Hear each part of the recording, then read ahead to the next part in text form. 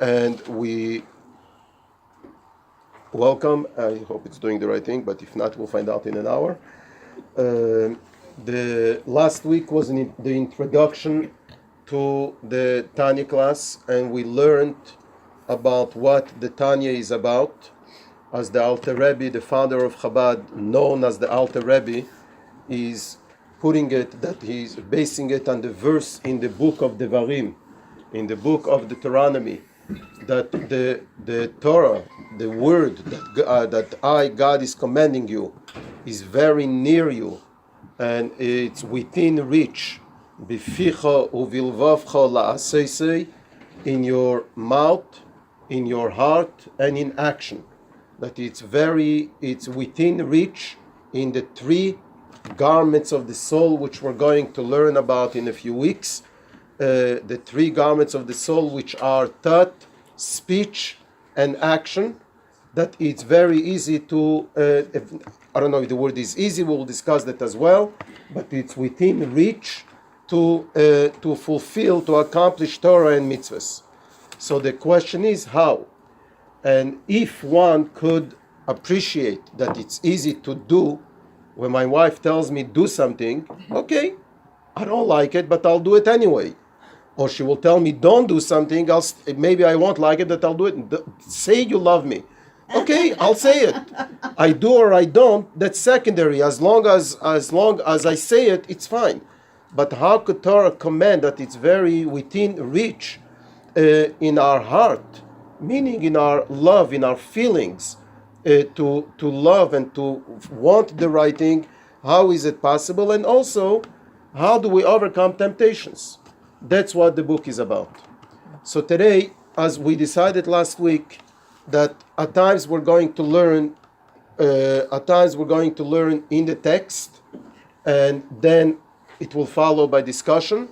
And at times we're going to have discussion, the general topic. Today, as the first class, and to give it a taste of Tanya, we're going to start with learning in the text. I encourage everyone, if you have any questions, please, or comments, please take notes, and there will be a time, and we will discuss them. Unless it can't wait, then interrupt me. But if it could wait, then take notes, and we will go over the questions and answers and comments and so on. And also, as was announced in the flyer, the class is free, and everyone is encouraged to attend. At the same time, if anyone could afford and could sponsor, dedicate a class to a loved one, to a birthday, to a yahrzeit, in whichever way, to dedicate a class, that would be greatly appreciated. So we will jump into chapter 1. There are copies, and there is also books. If when a new person comes in, please, if we could hand them a book. And again, I apologize for my voice and for my coughing and I don't know, whatever. But we'll get over it. Any questions so far? Is that what's written in the book? Yeah, it's a copy. We're going to learn just that for today, right? Chapter 1. Chapter 1. Yes. Good. So I'll read a little bit in Hebrew and translate, and we'll get into it. And there is a certain tune that we start with, and it's the spirit of it. So we'll begin. Perek Aleph, chapter 1. Tanya B'Seif Perek Gimel Denido. We have learned in the end of chapter 3 of the tractate Nida in the Talmud, that a soul, before a soul comes down to this world, Mashbi may say, we make the soul take an oath. Tihi tzaddik, be righteous, ve'al tihi rosho, and don't be wicked. You could get him a copy. In other words, it's already established, the Talmud is establishing a fact that when a soul comes to this world, it is for a purpose. And the soul is being given a mission. And the mission that the soul is being given not with if, maybe yes, maybe not. And you'll see how it will go. But mashbi may say, we make the soul take an oath. An oath means that you better live up to it. An oath means it's serious. It's a serious mission. Be righteous and don't be wicked. That's part one of the oath. Second part, va'afilu kol ha'olam kulei emrim lecha, tzadik ato heye beinecha kerosha. Even if the entire world will tell you, to the soul that is about to be born, to come to this world, that you are righteous, don't believe them. You consider yourself wicked. So you see where the confusion of this world starts? Not when we are adults, not when we are teenagers, but even before birth, the confusion already is starting in a way of an oath that we're taking. That number one, we're going to be righteous. Every one of us makes that oath, that shvu'ah. We're going to be righteous. Number two, while I'm going to be righteous, even if the entire world will tell me I am righteous, I'm fulfilling my mission, no, consider yourself as wicked. What is this about? Why? So you don't have too much ego. So you should fool yourself? There's some humanity left in you. You don't have too much pride. You're not perfect. Okay. You don't see yourself as perfect, so you know. So there is a difference between perfect and imperfect and wicked. But the Talmud here is making it not, even if the whole world tells you you're a tzaddik, you're righteous, you should feel that you didn't get there yet. That I would make, okay, fine, I didn't get there yet. But consider yourself wicked, and I was told don't be wicked. But I should consider myself wicked. It's very extreme, yes. There's something considered being self-righteousness, whereby one should not be their own judge. Yes. About how righteous they are. Yes. And since they cannot be their own judge, they better assume the worst, and that way they can only move up from that point. Okay. Again, you're saying almost the same thing, but it's an extreme approach. Sure. So, yes. You always have something to strive for. Again, we're all saying the same thing, and I don't have a problem with that. I'm not perfect and I need to grow. But from not being perfect to wicked, there is a difference. Am I bad or I'm not perfect? Am I evil? Am I wicked? Or I have ways to go up? So, but that's the statement in the Talmud. So here are the Alter Rebbe is going to ask a couple of questions. V'tzorich lehovin, we need to understand. Number one, a contradiction in the Talmud. The Hotnan, we learned in another part in the Talmud, in Ethics of Our Fathers, Oves Perek Beis, chapter 2, Ve'al tihi rosho bifnei atzmecha, where the Talmud says, don't consider yourself wicked. So one place in the Talmud tells me, do consider yourself wicked, even if the whole world tells you you're a tzaddik, you're righteous. The other place in the Talmud says, don't consider yourself wicked. So which one should I follow? Depends on the day I wake up, which one I like. I mean, it's a contradiction.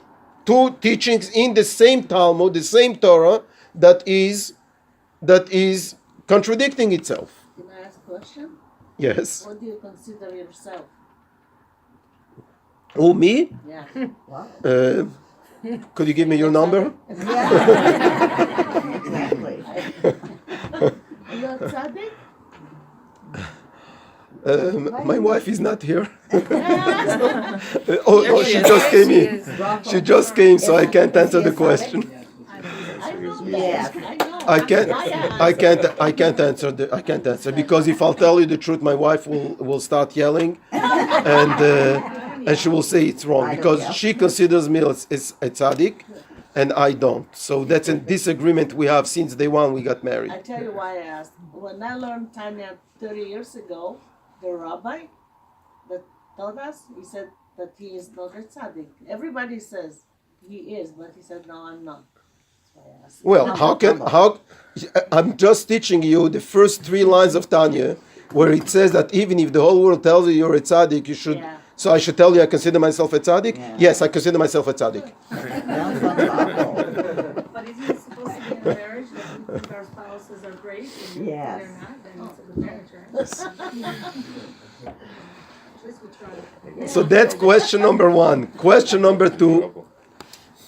Seems that not seems, but it's obvious that the Alter Rebbe is putting here, giving us here the foundation of the Hasidic approach to life, and he's going to put it in simple words. Basically, he favors the second statement of the Talmud versus the first one. Also, he's saying v'gam also. Im yiyeh beinov kerosho. Never mind, it's a contradiction. Let's look only at the first one, where it says, even if the whole world tells you you're a tzaddik, you consider yourself a rosh or consider yourself wicked. It says, if he will consider himself wicked, what's the outcome? The outcome is yera levove. He will be brokenhearted. His heart will hurt. As a result, he will get sad because he is wicked. And as a result, he won't be able to serve God with joy and in good heart.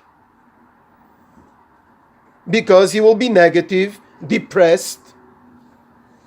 I'm wicked. As much as I'm trying, even the whole world tells me I'm a tzaddik, I'm not. I will never get it. I'm not successful in life. Mission impossible. I won't be able to serve God with joy. And the Torah says, Ivdu et Hashem besimcha. Serve God with joy. So here the Alter Rebbe right away says, we must be happy.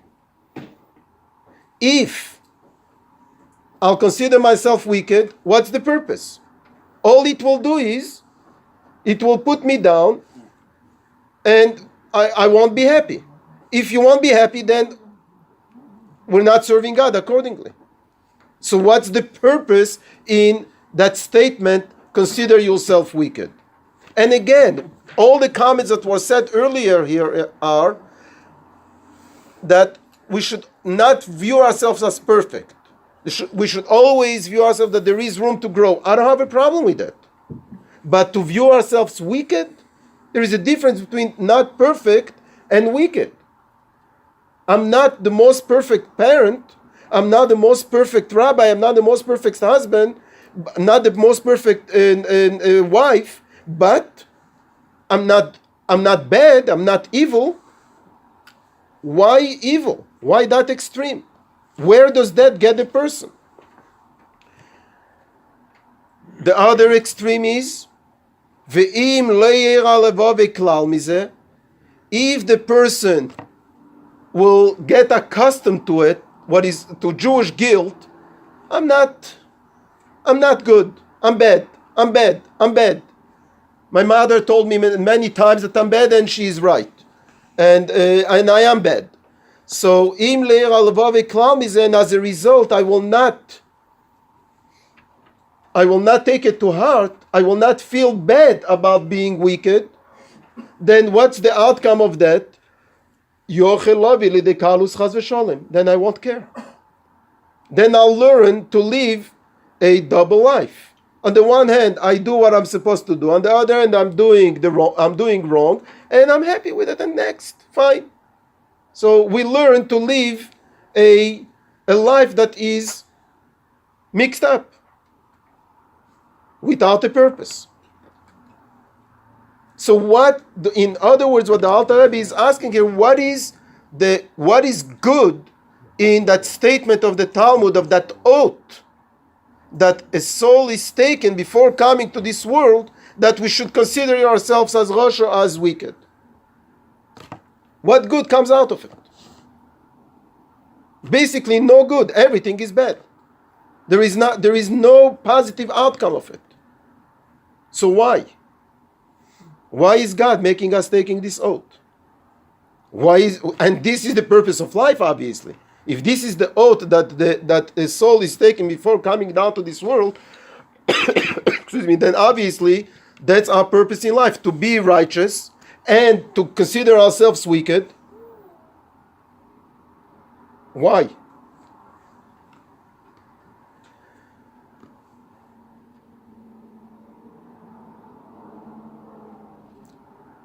Questions, comments?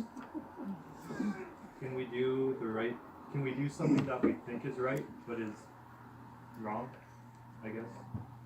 Like, we do things that we think are serving or useful, but in the end aren't.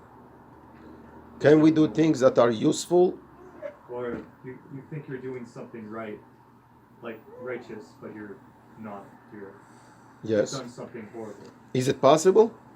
Yes. I know. Yes, it's possible. Yeah. I'm not sure where you're getting with this question.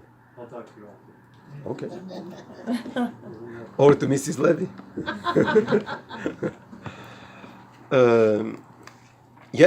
Of course it's possible.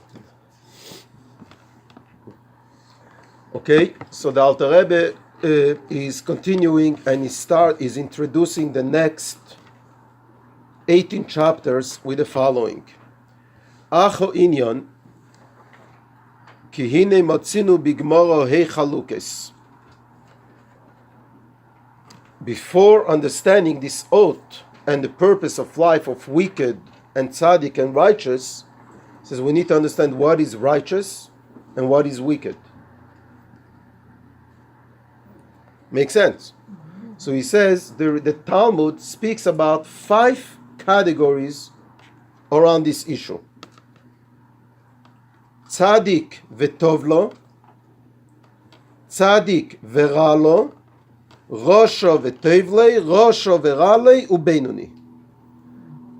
The Talmud says that there are 5 categories in the world. One is a tzaddik, a righteous person, that goodness in the world is attached to him. In other words, he has a good life, a righteous person with a good life, a good physical, material life. Tzaddik v'raloi. Then there is a tzaddik, a righteous person who has a bad life, doesn't have a good life, suffering. Then there is the Rasha, the wicked, who has a good life. Then there is the wicked who has a bad life.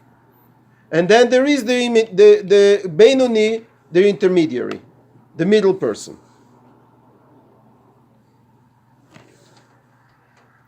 In other words, that creates right away the question, why? Why do we have these different levels, these different categories? So the Talmud continues, Upirshu b'Gemara, the Talmud continues and explains, Tzaddik v'tevlei is tzaddik gomo, a tzaddik that has a good life. He is a complete tzaddik, is a complete righteous person. Tzaddik v'ralei, a tzaddik that has a bad life, is the tzaddik she'ene gomer, is a tzaddik that is not complete. So since he is not a complete righteous person, he's not completely righteous, so he has bad in the world as well. And I'm sure everyone now has the question in our mind, but I know this person who is really nice and he's suffering, and we know people that are really bad and they're really successful. Very good questions. That's not for now. It's not where this is heading. It's a different topic. Do bad things happen to good people? Why do bad things happen to good people? That's a separate issue. On a deeper level, and he's bringing here, and I'll skip a few lines in the text, but he's bringing here different sources from the Talmud, from the Zohar, from Kabbalah, where he's quoting a Zohar that says that tzaddik veralo, the tzaddik that has bad to him, that has a bad life, the Zohar explains it, tzaddik, he is righteous, vera, and the ra, the bad, is lo, is his. Meaning he has control over the bad. It's like, you are mine. I am yours. I am who I am, but I am yours. You're controlling me. Your wish is my command. In other words, if you don't express your wish, then I'll do what I want. But if you'll tell me what you want, then I'll put myself aside and I'll submit myself to you. So the Zohar takes this statement of tzaddik with the bad to him as saying that the bad is submitted to him, is nullified to him, is given to him. He has control over the bad. What is the tzaddik v'tovlo? What is the tzaddik that has good to him? As we'll go on, the Alter Rebbe will explain, he doesn't have any bad. He got rid of his evil inclination.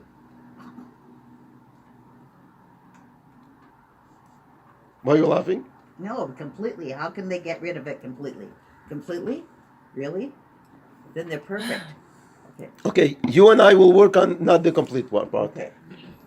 You and I will work on getting rid of it on a small scale.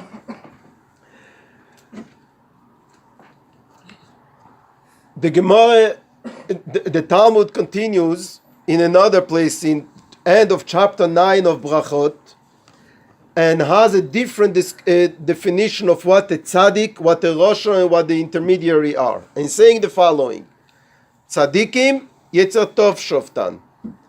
The tzaddik is judged by the good inclination. Meaning, who has control? By the tzaddik, by the righteous person, the good inclination. Reshoim, wicked, are controlled by the yetzer hara, by the evil inclination. Beinunim, the intermediary, is ze v'ze sheiftan. Each one, sometimes the good inclination, sometimes the evil inclination. That's the intermediary person. I fit in that category. So here's your answer. Sometimes I'm good, sometimes. Even my wife will agree, sometimes I... So that's a statement in the Talmud. That's the simple way of understanding it. That's how we understand. The tzaddik is controls his life. Who controls his life? The good inclination. The rasha, who controls his life? The evil inclination. The intermediary, the ordinary person, both. Depends on the day, depends on the mood, depends on the hour, depends on the minute. Rabbi, one of the great sages in the Talmud, makes a statement and says, oh, if you want to know who is the intermediary person, he says it's me. I'm the intermediary person. Abaye, who is another Talmudic scholar, also famous in the Talmud, says, what? you're the intermediary person. If you are the intermediary person, then no one else could stay alive. Then the whole world is dead. Why so? Because there is a statement in the Talmud that Reshoim b'chayehem kruyim mesim, that wicked people, while alive, are considered, according to Torah, dead. Because life is Torah and godliness. Anything that is against Torah and godliness is death. So he tells him, if you are wicked, then the whole world are intermediary. If you are intermediary, then the whole world are wicked. If the whole world is wicked, are Reshoim, then no one is alive. You can't do that. He argues to Rabbi, you're not an intermediary person. It's not possible. Why are you making such a statement?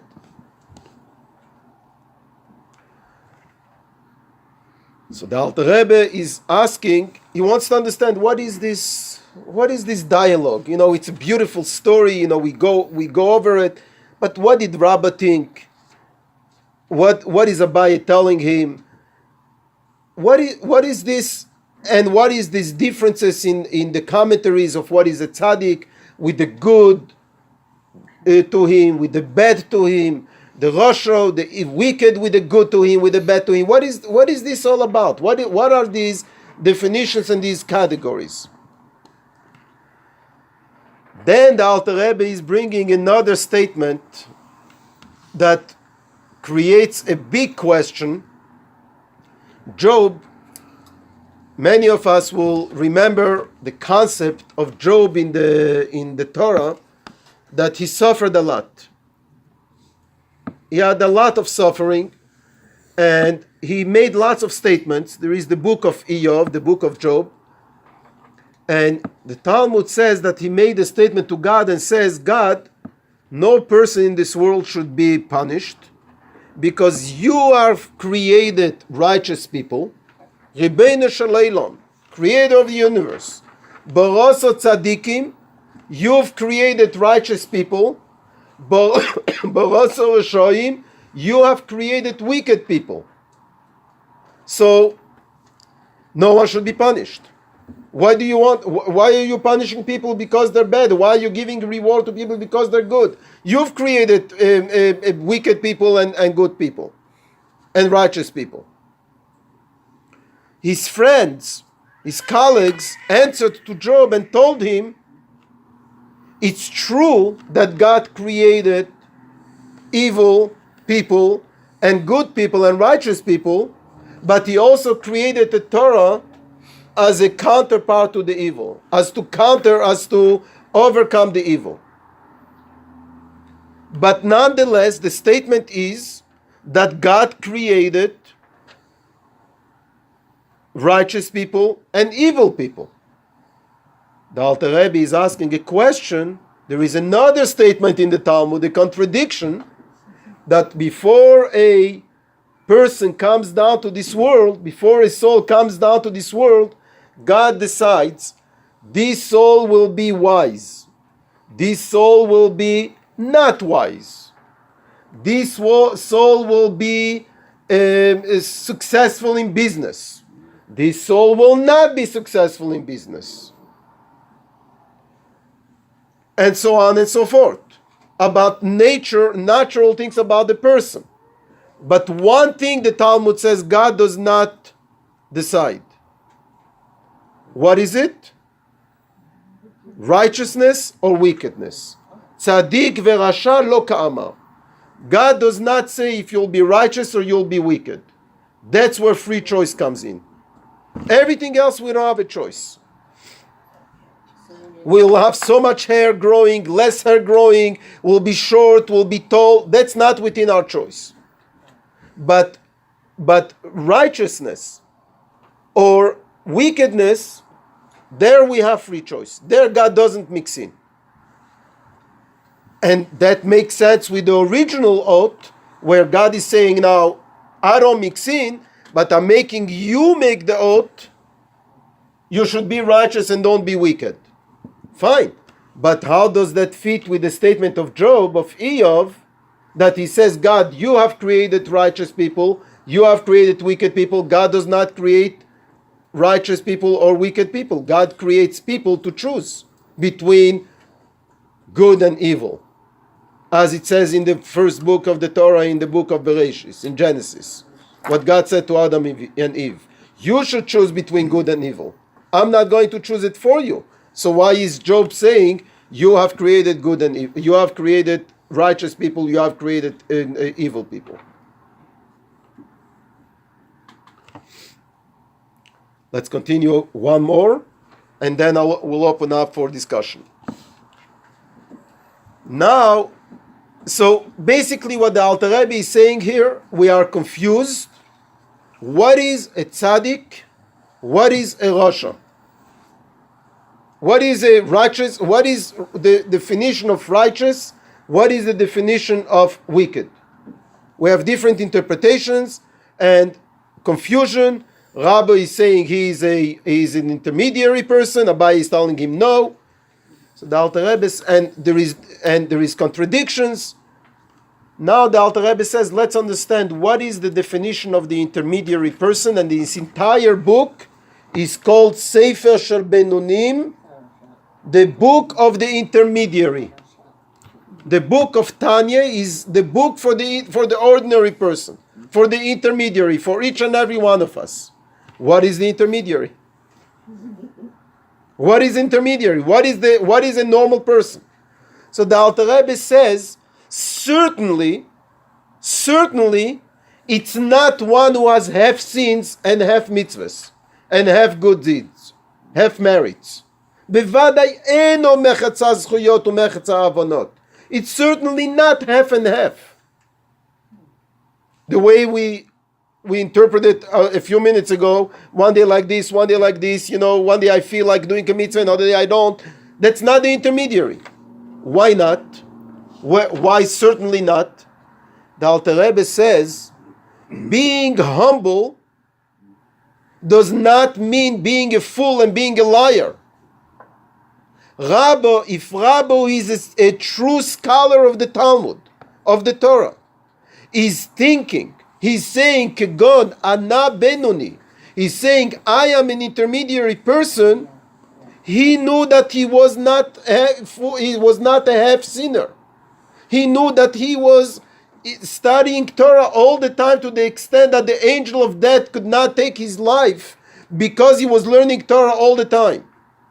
Until something happened and he stopped learning, he interrupted his learning, and that's when he passed away. He was a righteous, he was a real holy person.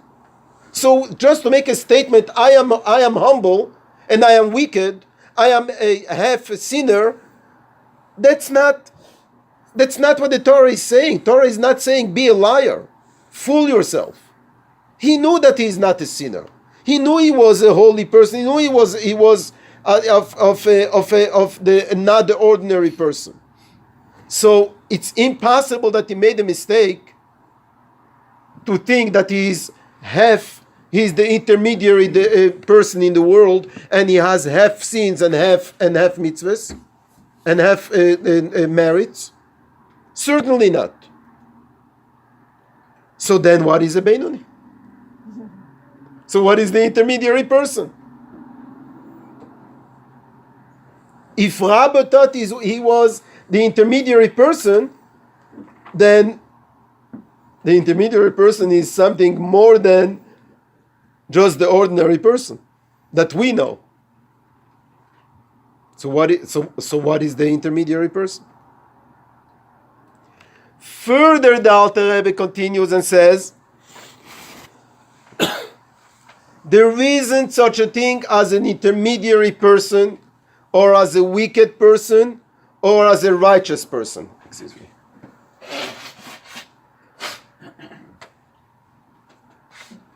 Why not?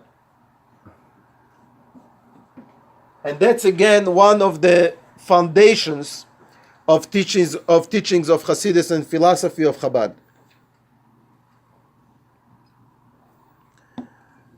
There isn't such a thing as, oh, this person is a holy person, a good person, and tzaddik. This person is wicked. What there is actions. When a person does a transgression, performs a sin, at that moment he's completely wicked. Once he does tshuva, once he returns, he regrets that act and does a mitzvah, he is completely a tzaddik. At that moment he is a completely righteous person. And it's not a theory that has a practical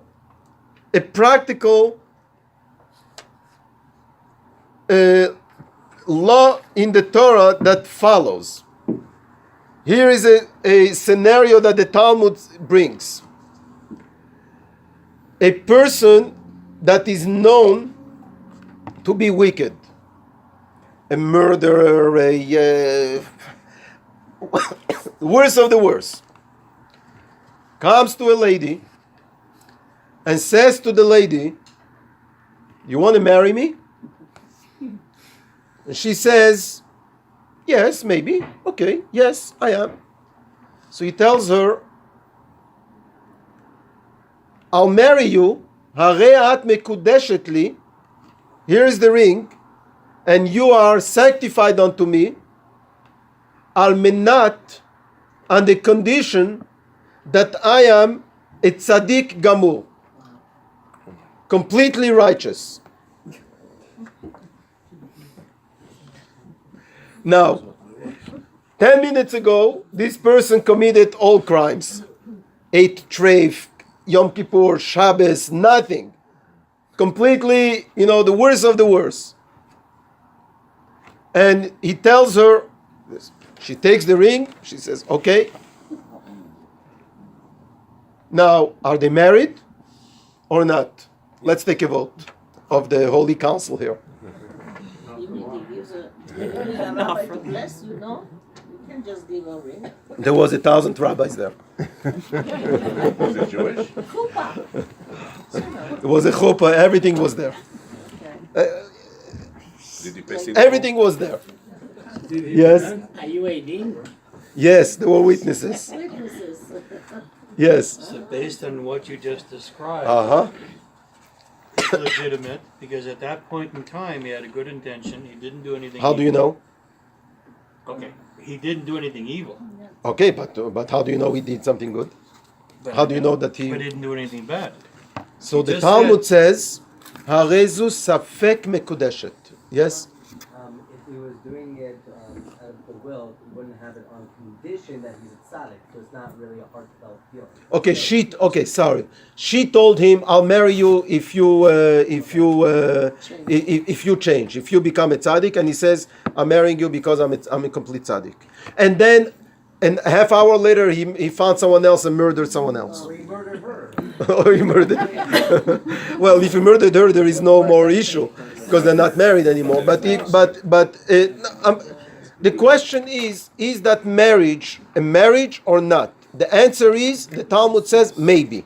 So as a result, they're not allowed to continue living together until they remarry or whatever it is. At the same time, they need a get, they need a divorce. You can't just say it's not a marriage. They need, because it's a problematic marriage. Why? Because the Talmud says, maybe at that moment, when he saw this lady, or he saw that whatever it is, he knew her, didn't know her, whatever, those are details. He was so taken by her, and he thought, wow, here is someone giving me a chance. Wow, here is someone who wants to take me in. Maybe that moment he had it, orerut tshuva. He had an awakening to return to God for those 5 minutes. And he meant it at that moment. At that moment, he didn't say in the condition, because I will be a tzaddik in 3 hours. He said, I'm the condition that I am now a tzaddik. No one knows what he had in mind. No one knows, except God and himself. It's impossible to read someone's mind. So as a result, we don't know. If at that moment he really meant, but he's so messed up in his life that he can't control himself, and 15 minutes later he goes back to what he was, that doesn't make him that during that moment when he meant it, at that moment he was a tzaddik. The point we're bringing out, the point that comes out from that piece in the Talmud is that there isn't such a thing a person is a tzaddik. There isn't such a thing as a person is a tzaddik. There isn't such a thing that a person is a rasha and a person is wicked. A person is based on the actions. This moment we are all tzaddik and we're all learning Torah. In 10 minutes ago, I did something wrong, then I was evil. Because I connected with evil. If I'll say a lie in 3 hours, then in 3 hours I'll be evil. Whatever, if I'll do something, it's actions, it's not person. It's not the person. So based on that, the Alter Rebbe is asking a question. First of all, based on that, I won't go there now, but so based on this, we need to understand the whole definition of righteous. What does it mean God creates righteous or creates evil? What does it mean we should be righteous and not be evil? All this, suddenly, we need to look at it from a different point of view. From a different angle. It's not anymore about deserving a title. It's about action. So there isn't such a thing as a bad person. There isn't such a thing as a good person. So what there is? Action. A good act, a bad act. So I was good all my life, but at the end of my life I messed up. Then I was good all my life. The good doesn't go away by the bad.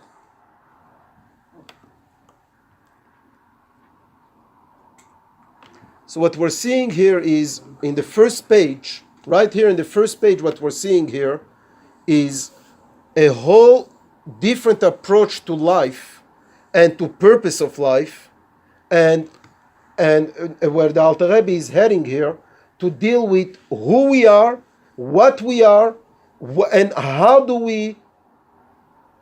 are we being righteous? What is righteous being? What does righteous mean? Should I be happy? Should I not be happy? Can I be happy and not happy at the same time? Can I be not satisfied and be happy? This is the introduction to a whole new world in how to approach life and how to view life and other people and actions of people. At the same time, how to control oneself. Any questions? Any comments? Yes.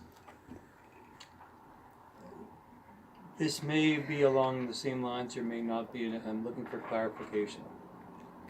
I had discussions with a neighbor once, and we were talking about raising children. And the child went and touched the stove. And the mother wanted to make the child understand the kid's not a bad kid. He did a bad action. Right? The kid is a kid. He did a bad action.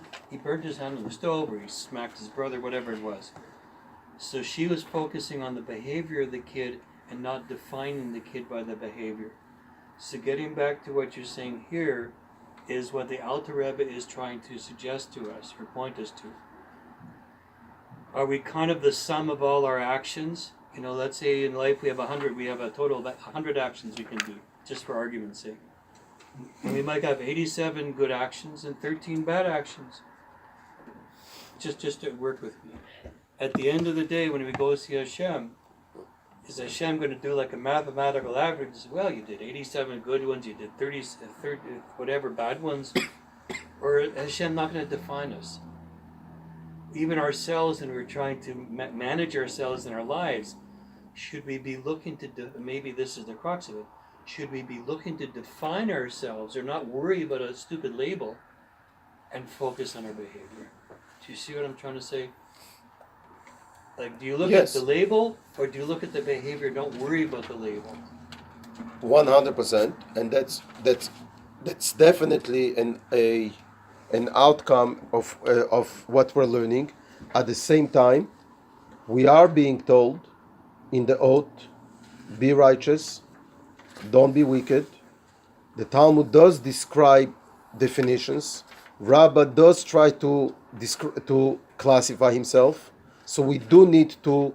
Job does say, God, you have created righteous people, you have created wicked people. What does that mean?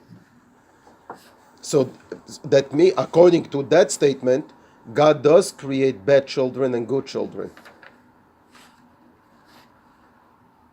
Separate from their behavior, separate from their actions. Obviously, that's the challenge. We didn't get to the answer yet. We didn't get yet to the heart of it. But that's part of what we're dealing with here. So on the one hand, we're seeing statements that yes, there are righteous, there are righteous and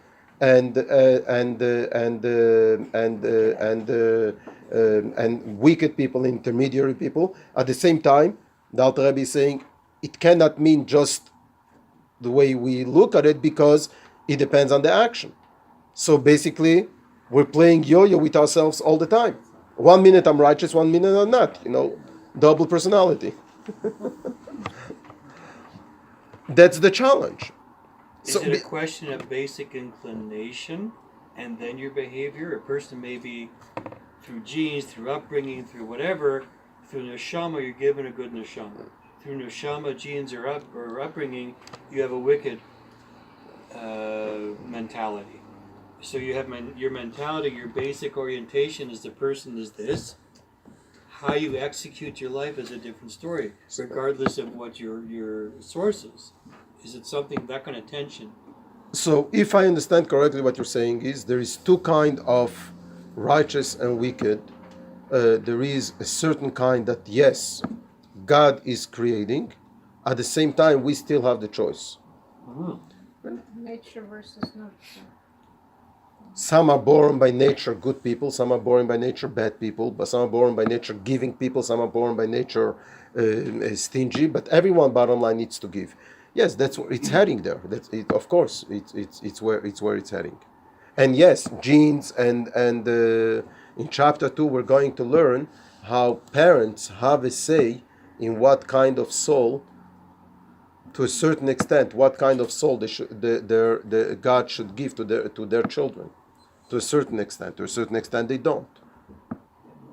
Thank you. I think. Yes, sorry. I just, number one is, so the Tanya is trying to explain how we're supposed to act, right? Basically, that's what we're learning today. If you should act like a tzaddik, if you should act, which way, and what ways are there of acting, right? I don't know that I would say that that's what Tanya is. Obviously, we need to act in the right way. So my question is, but how could you say that we have to act in the right way, either way, and do this specifically, if there are different kinds of people, You're saying that Hashem creates, not wicked, but bad and good people. But there's obviously, the bad people might think that this is good. They don't know any better, right? So how can you say that they have to be like this tzaddik, or you define them that way if they're not actually defined because they were never learned better, right? You're right. You're right. We're not allowed to judge anyone else. Right. We're not talking here so much about judging others as judging ourselves. Right. Of course, we learn here also how to judge and how to view other people, and it's very good lessons. But it's more about the core here is about me. What should I be? What am I? And am I a bad person because I'm not successful in life the way I should be? Because the demands are greater than what I deliver. Am I demanding from myself too much? No. Should I be satisfied with who I am? That's what this is about. That's what we're learning here. Yes. I think we're really dealing with two kind of parallel definitions here. The first one is what we call a momentary definition. For example, if I'm doing a bad thing, a bad deed, I'm a rasha. If I'm doing a good thing, I'm a tzaddik. And the danger is to think that this is all there is to it, whereby if I have, let's say, committed 9 acts of resha or of bad deeds and then 1 act of tzedakah, I'm good, I'm tzaddik, because that was my last act, rather than following the path of the so-called the path of the just, or Mesilat Yesharim, whereby there is also an accounting taking place, and we should also try to maintain the path, not just a momentary action. The net sum of all our momentary actions at the very end really defines if we're a tzaddik or not a tzaddik. I won't say rasha, I'm not going to go that far, because if it doesn't, so then it does nullify our whole understanding of Yom Kippur and the way God judges us. So I think we have to really separate our discussion, saying, yeah, what is that tzaddik that we're discussing here? It's a momentary discussion compared to the long haul, lifelong discussion. Because if you don't, so then there's a danger. The danger is that one may think that you can nullify a lifelong of resha, that you committed atrocities and damage people and destroy people's lives with a simple act of lighting a candle. Very good point, and we didn't get there, but basically that's the second page of chapter 1. The Alter Rebbe is addressing this and he's saying the following. He's saying there is a difference between, there's in Hebrew, there is what is called Shem HaMush'al and there is Shem HaEtzem, Shem HaToar. There is a name that is a borrowed name, a nickname, a name to generalize, and there is the essence, the name of the essence. The Alter Rebbe is saying, sure, what the world is saying that generally half and half, one was 50% in bad actions and 50% good actions, that the person is that person is called intermediary. It's true, and if a person has majority is a tzaddik, that's true. Basically, going based on majority that's true concerning where does that person belong in which community does that person belong. Everyone has debts that one needs to pay, but is the person in good credit? Does the person have good credit in the bank? So we'll give that person a loan, we'll give that person a mortgage, or that person has a bad credit. Thank you. Or does that person have bad credit and it doesn't? And no, the bank will not grant a mortgage to that person. Everyone has debts. Everyone messed up in life. But generally, that person is a good person, so that person is considered amongst the good people. There are bad things there, we'll deal with it. So that's generally linyan schar ve'onesh, and as you mentioned, Yom Kippur and so on, a person is judged based on majority. God takes a vote, scale. So there is so many bad actions, so many good actions. Which one is overweight? And the one that tips the scale, okay, that person, you belong in the book of tzaddikim, in the book of righteous people. It's not to be taken for granted. It's a true thing, and a person needs to work on that. At the same time, the Alter Rebbe says that's concerning punishment, reward, to know where the person belongs in general terms. But the real name, the real meaning of the differences between a tzaddik, Benoni, and Rasha, there it's a different story. There it's not according to the real meaning of a tzaddik. The ultimate tzaddik, the Alter Rebbe says, quotes a medrash, and Basha will soon start laughing again, is the one who got rid of her evil inclination. One who did not get there One who did not get rid of the evil inclination, eno b'ma'alat u'madregat tzaddik klal, doesn't belong to the level of tzaddik. If we still have an evil inclination, one is not a tzaddik. That's why Rabbi thought he was a Benoni. He thought he was an intermediary person. He knew he doesn't have sins, but he thought he still have a Yetzer Hara. He still has an evil inclination. Yetzer Hara is not active, dormant, is asleep, but I'm not a tzaddik. Okay, there we could start understanding what we're dealing with. Excuse me one second. There are very few people like that. They don't have probably very few righteous people in the world. That don't have any, Yes. not even inclination. That level Yes, the Medrash says actually that God saw that those tzaddikim are very few, so he planted them in different generations. Because he didn't want some generations to be without tzaddikim. So God agrees with you. So that Thank level you. of tzaddik was created? Is that what Job refers to? That God created him that level, or has it been reached through very hard work? Because if God really, I think that's what Job was referring to. Because if God created him this way, he was created this way. You know, there is no hard work involved. So is there free choice or there is no free choice? Well, in that case, I don't think there is any. Because he was. Well, but there is free choice. That's the question that the Rabbi is asking. So if God planted a few in each generation, Right. how can you guarantee there are few in each generation if there is free choice? Good question.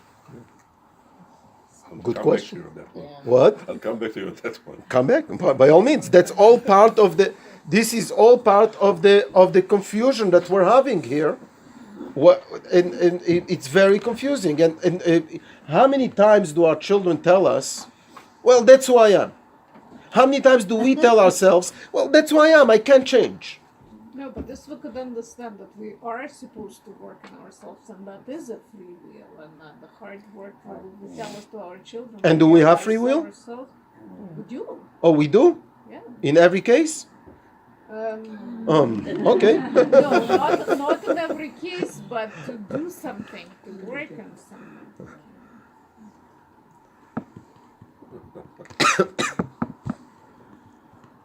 You can't jump out of the window and fly. No, We have the free will to have think to about be- it, but we don't have We wings. have to be aware of limitations, that's for sure. We can't You're jump perfect, you higher.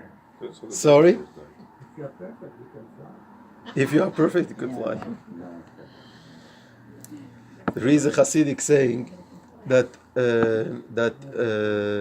Mesirut Nefesh, self-sacrifice, you could demand from someone to self-sacrifice, but you could demand to jump down a window. You can't demand from someone self-sacrifice and jump up 2 flights. You can't. There is a limit. That's to address that. Now about the kind of souls that we have and evil inclinations and so on. Share with you a little story that I heard from my great uncle, my Baba's brother, was Chassid from the older generation. Officially, he was a very simple person. Not, he was a simple person, a teacher, and he every Shabbos davening used to take him about 5-6 hours because he was davening word for word, was praying, saying word for word, paying attention to the words, and started with the minyan but continued later. Yeah, but he was considered a simple person. So he used to have Hasidic gatherings, Farbrengens, social gatherings with the yeshiva students, and as he was getting excited, he used to share the following. He used to say, "Guys, Chevre, I have a very big Yetzer Hara. I have a very big evil inclination." And he stood up of his chair and he was, all warmed up, and he used to explain why. He says, "I'm a very short person." He reached me. I'm not tall, and he probably reached me here. He was a very short person. And he says that he says the way it works, we see in the world that some people have very big evil inclinations. Their temptations are very, very strong, and their challenges all the time, while others they have a good life. They're not tempted. They want to do good things. Everything is good. Everything is wonderful. He says, I have a very strong temptation. I have a very strong evil inclination. I says, why? He says, very simple. When they prepare us up there before we come down to this world, they prepare us, they tell us, soon your turn is coming, the soul, soon your turn is coming, and you have to come down to this world. Get ready, soon you're going to go. And but no one wants to come down in this world. It says that the neshama al kochach atachai. The soul doesn't want to come down to this world. Does the soul need all this messed up life and this confusion? We deal with it. We have no choice. We're trying to do something with our life. But insurance has everything there, has all good things in the world up there. Why does it need to come? So no one is in a rush.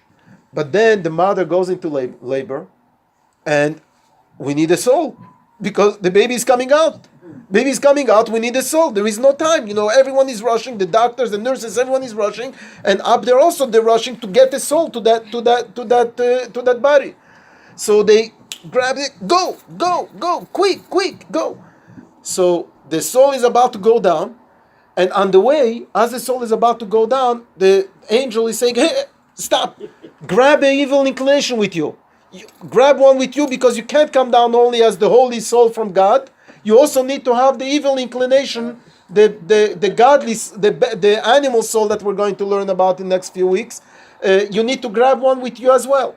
So he says, I stopped for a second, and I see big souls, heavy, some a big evil inclination, some are very tiny, some are hanging on the string and they're very small, and different sizes of all kinds. And this, I don't have time. I wanted to jump and get the small one. I didn't have time, so I grabbed the big one. And since I'm short, I couldn't get a small one. So I got the biggest one. So I have the bigger. It's how he used to start crying when he used to tell us this. How he's working all his life against and to overcome his evil inclination and so on. And that story was obviously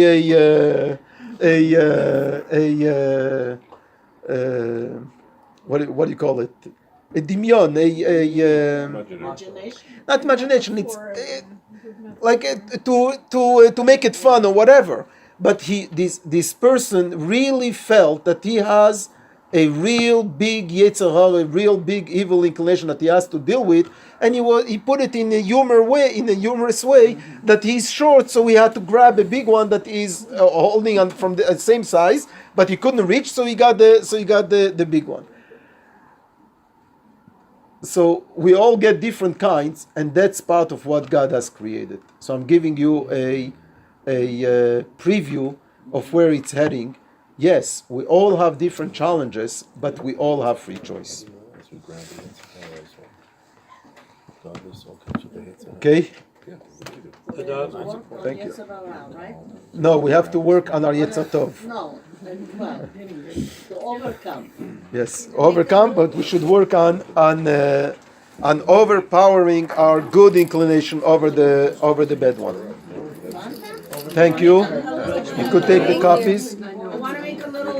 Ladies and gentlemen. We have flyers. We have a Shabbat Friday night dinner, so you can take out and something else for the friendship circle. A free course, a free speech you can see there. And obviously we have a lot of food, we have coffee and tea. You don't have to run just because it's 12:15. Thank you, Rabbi. You want to say something else? No, thank you. Okay, if we leave here, someone go collect. Thank you. You're welcome. Thank you. Feel better. Have a speedy recovery. Oh, mate. By next week it will all be over. God willing. God willing. It's not a flu. Yes.